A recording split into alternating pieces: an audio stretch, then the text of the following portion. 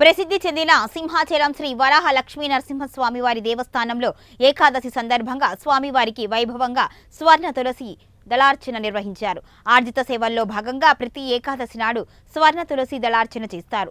ఈ క్రమంలో నేడు సుప్రభాత సేవతో స్వామివారిని మేల్కొల్పి ప్రభాత ఆరాధనలు యథావిధిగా జరిపాక ఉత్సవమూర్తి గోవిందరాజు స్వామిని శ్రీదేవి భూదేవి సమేతంగా కళ్యాణ మండపంలోని ప్రత్యేక వేదికపై అధిష్ఠింపచేశారు.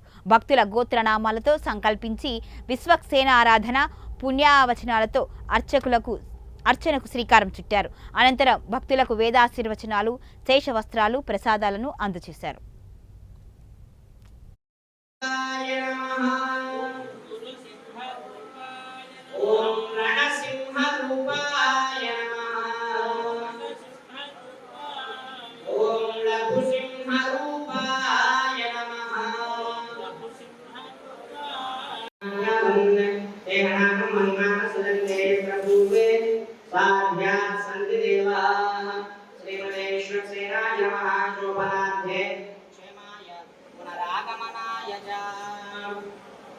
धर्मं ज्ञानं च वैराग्यं गणशत्रये नामकं पुण्याहविक्य पुण्याहस्ताक्षरम्